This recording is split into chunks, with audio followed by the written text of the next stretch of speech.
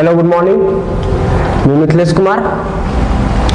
आज हम लोग थर्ड लेक्चर में ये देखेंगे कि हम लोग किसी भी नंबर का nth रूट कैसे फाइंड करते हैं। अब nth रूट में आपका आ जाएगा square root, cube root, fourth root, fifth root, sixth root, जो भी आपको फाइंड करना है। मतलब जनरल हम जनरलाइज कर दिए किसी भी नंबर को कि उसका nth रूट हम कैसे फाइंड करते हैं। जैसे nth रूट का किस फॉर्म में दिया रहता है, दो फॉर्म में हमेशा दिया रहेगा। देखिए पहला दिया रहेगा एक ऐसे, जैसे b to the power 1/n। इसका मतलब हुआ हम इसको ये पढ़ते हैं कि b का nth रूट हमको फाइंड करना है। या तो ये ऐसे दिया रहे या सेम चीज को आपको ऐसे लिख देगा, b का पावर यहाँ पे n दे देगा। इसका मतलब ये होता है nth रूट ऑफ b हमको फाइंड करना है। अब nth root of b find करना है तो n का जो वैल्यू होगा हमेशा पॉजिटिव देगा, n का वैल्यू जो होगा हमेशा पॉजिटिव देगा। अब बात होता है b का। अब b यहाँ क्या क्या पॉसिबल है, तो b दो चीज ही पॉसिबल है। पहला चीज तो ये तीन चीज पॉसिबल है, एक निगेटिव वैल्यू, एक पॉजिटिव वैल्यू और एक जीरो। तो जीरो के केस में आपको पता है कि जीरो का आप कुछ भी फाइंड करो हमेशा उसका वैल्यू क्या देगा, जीरो देगा। मतलब इंटरेस्टिंग तब बनता है जब b का दो वैल्यू हो। पहला केस कि अगर b ग्रेटर देन जीरो हो, b लेस देन जीरो हो, और दूसरा case b greater than zero. तो अगर b लेस देन जीरो हुआ तो क्या वैल्यू होगा, nth रूट ऑफ b, और b अगर ग्रेटर देन जीरो हुआ तो nth रूट ऑफ b क्या होगा। तो जब b लेस देन जीरो होगा तब लेस देन जीरो का बात करते हैं। तो लेस देन जीरो होगा तो 1 nth रूट होगा एक केस में, 1 nth रूट ऑफ b, और एक केस में होगा no nth root of b।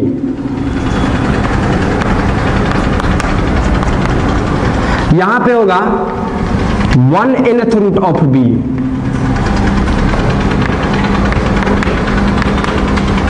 दूसरा होगा 2 nth रूट ऑफ b। अब ये कब कब केस बनता है, कैसे कैसे बनता है, तो उसको आप ध्यान से देखेंगे।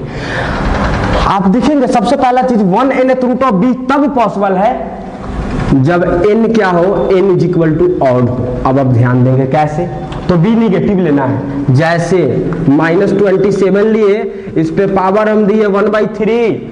अब इसका मतलब ये हुआ 1/3 का मतलब क्यूब रूट ऑफ 27 फाइंड करना है। तो क्यूब रूट का मतलब होता है कि 27 को हम इसके किसी भी प्राइम नंबर के ऐसे प्रोडक्ट में लिखे कि सेम नंबर को 3 टाइम्स लिखा गया। इट मींस आप इसको लिख सकते हैं -3 इंटू -3 इंटू -3 पे पावर 1/3, पावर 1/3। इसका मतलब आप लिख सकते हैं -3 पे पावर 3 और टोटल पे पावर 1/3। अब -3 पे पावर 3 इंटू 1/3 कैंसिल आउट हो जाएगा, मतलब -3। आपके पास 1 रूट फाइंड हुआ। बट जैसे निगेटिव -9, इसका पावर 1/2 आप दे दिए स्क्वायर रूट, हम हाथ खड़ा कर देंगे, भैया पॉसिबल नहीं है, इसको हम नहीं फाइंड कर सकते।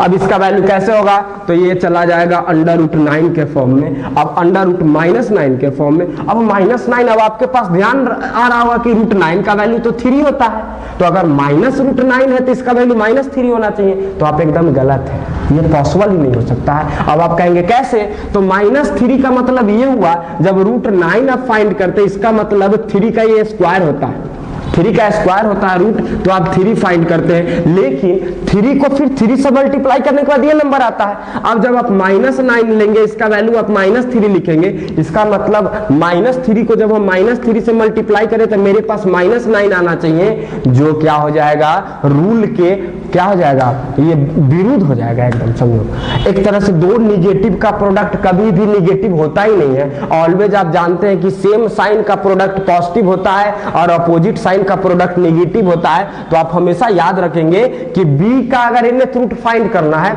तो आपके पास दो केस हम देखेंगे। सबसे पहला चीज कि b पॉजिटिव है या निगेटिव है।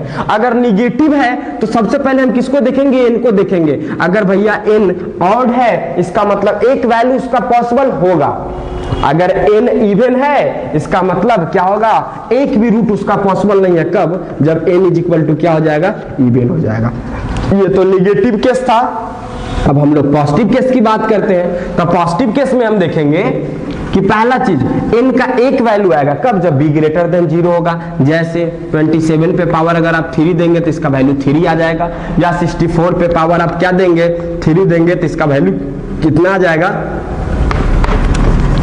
4 आ जाएगा।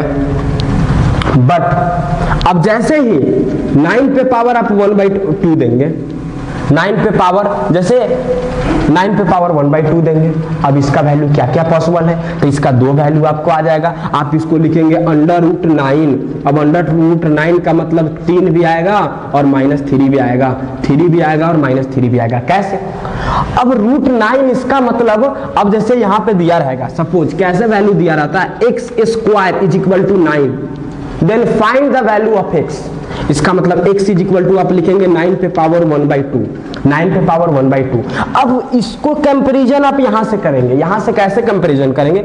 अब 9 का वैल्यू स्क्वायर रूट फाइंड करना है। अब स्क्वायर रूट का मतलब 9 को हम किस दो नंबर के प्रोडक्ट में लिख सकते हैं? तो 9 को हम लिख सकते हैं दो तरीका से, क्या तो 3 × 3 पे पावर भी 1/2 लिख सकते हैं, या -3 × -3 पे पावर भी 1/2 लिख सकते हैं, क्योंकि दो निगेटिव का प्रोडक्ट ऑलवेज क्या होता है? पॉजिटिव होता है। इट मींस 9 को आप -3 × -3 के भी प्रोडक्ट में लिख सकते हैं और +3 × +3 के भी प्रोडक्ट में लिख सकते हैं। तो यहां से आपके पास दो केस आता है, एक आता है -3 वैल्यू और एक आता है 3 वैल्यू। इसका मतलब आप हमेशा ध्यान देंगे कि अगर b <0 है, b <0 है तो एक रूट होगा कब? जब n का वैल्यू ऑड हो। नो रूट्स होगा कब? जब n का वैल्यू इवन हो। लेकिन जब b > 0 की बात आएगा तो आपके पास एक रूट होगा कब? जब b क्या होगा? ऑड होगा। b आपके पास क्या होगा? x = क्या हो जाएगा? जब ऑड। और यहाँ x = जब क्या हो जाएगा? इवन। तो आपके पास b का कितना वैल्यू आएगा? 2 वैल्यू आएगा। तो ये बहुत मेजर इंपॉर्टेंट टॉपिक है। अब आप हमेशा यहाँ से ध्यान देंगे, जैसे आपने अभी तक क्लास 6-7 तक पढ़ा है क्वाड्रेटिक इक्वेशन को सॉल्व करना, तो क्वाड्रेटिक इक्वेशन को सॉल्व करना तो आपके पास कहीं पे अगर कंडीशन आ जाता है x² = 9, तो डायरेक्ट आप लिखते हैं x का वैल्यू आपके पास कितना आएगा? 3। x का वैल्यू कितना आया? 3। बट अब आज से आप ये याद रखेंगे कि अगर x² = आपके पास 9 आ गया तो x का यहां से 3 वैल्यू, 2 वैल्यू, 3 और क्या हो जाएगा? -3, 3 और क्या? -3। इट मींस x² = 4 दिया, इट मींस x का 2 वैल्यू, 2 और क्या? -2, 2 भी होगा और क्या होगा? -2 भी होगा। जनरली हम लोग पॉजिटिव को कंसीडर करते हैं, निगेटिव को नहीं कंसीडर करते हैं। बट यहाँ कंसेप्चुअल बात आया तो कंसेप्चुअल बात में आपको दोनों चीज का ध्यान होना चाहिए, आपको पता होना चाहिए कि एक्चुअली इसका निगेटिव वैल्यू भी होता है। चलिए अब ये बात हम लोग कर लिए, तो इससे कुछ रिलेटेड टर्म्स हम लोग समझेंगे। जैसे हम अभी आपको बताए हैं पिछले लेक्चर में भी और इस लेक्चर में भी हम उसको क्या करते हैं? रिपीट कर देते हैं। √AB का पावर अगर n दिया हुआ है, √AB का पावर अगर n दिया हुआ है, इसका मतलब क्या हो गया कि AB पे पावर 1/n। रूट्स में अगर हम लिखे तो रूट्स AB पे पावर n। अब इसको दो तरीके से आप लिख सकते हैं, या तो आप लिख सकते हैं √A × √B, यहां आप लिख सकते हैं A पे पावर 1/n × B पे पावर 1/n, और ये दोनों वाइस वर्सा होता है। वाइस वर्सा का मतलब अगर इस फॉर्म में है तो आप उसको इस फॉर्म में भी लिख सकते हैं, अगर इस फॉर्म में तो पलट के इस फॉर्म में भी। अब जनरली आप याद रखेंगे कि √A × √B बराबर √AB होता है, √A divide by √B divide by √A/B होता है। अब आप ये नहीं कर देंगे कि √A + √B बराबर भी क्या हो जाएगा? √A + B। ये पॉसिबल नहीं है। मतलब एडिशन और सब्सट्रैक्शन का केस पॉसिबल नहीं है, मल्टीप्लिकेशन और डिवीजन का केस होता है। ये दो चीज आप क्या रखेंगे? याद रखेंगे। इस फॉर्म में दिया है तो आप इस फॉर्म में लिख सकते हैं। अगर यहाँ पे चेंज कर देगा, यहाँ n, यहाँ भी n, तो यहाँ क्या हो जाएगा? n, यहाँ भी n, यहाँ भी n, तो यहाँ भी आपका क्या हो जाएगा? n हो जाएगा। तो ये आपका क्या हुआ? केस है, जिस चीज को आप क्या करेंगे? याद रखेंगे। एक तो ये केस हुआ। दूसरा केस देखिए, किसी भी नंबर को इस फॉर्म में लिखने में आपको काम देगा। जैसे a पे पावर p/q है, a पे पावर p/q है, यहाँ पे a है, a पे पावर p/q है, तो आप इसको क्या क्या लिख सकते हैं? आप इसको लिख सकते हैं a पे पावर p, इस पे पावर 1/q, या तो a पे पावर पहले हम 1/q लिख देते हैं, a पे पावर पहले हम 1/q लिख देते हैं, उसके बाद क्या लिख देते हैं? p लिख देते हैं। अब आप ध्यान देंगे, आप इसको क्या लिख सकते हैं? रूट में अब आपको लिखना है तो √ जो ये है AP, और ये जो वैल्यू है 1 डिवाइड बाई समथिंग, ये यहां जाता है Q। सिर्फ एक नंबर को छोड़कर Q 2 रहे तो सिर्फ हम 2 को नहीं लिखेंगे, अदरवाइज 3, 4, 5, 6, 7, 8, 9, 10 जो भी रहे n तक हम उसको क्या करते हैं? लिखते हैं। इसका मतलब हुआ Qth root of a to the power p हमको क्या करना है, फाइंड करना है। जैसे सपोज आपके पास दिया हुआ है 32 पे पावर 7, 32 पे पावर 1/7, इसका या 2 पे पावर 5/7।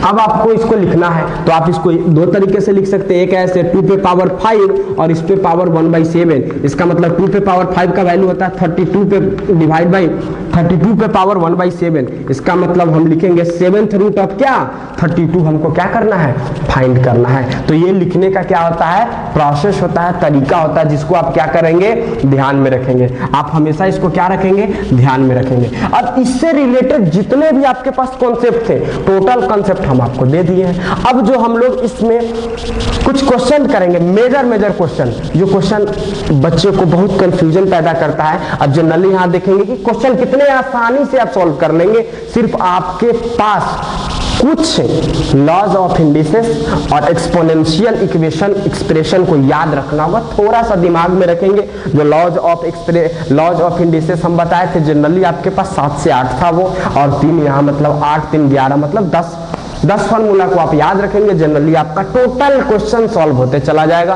तो अब हम लोग इस पे कुछ रिलेटेड, इससे कुछ रिलेटेड क्या देखेंगे,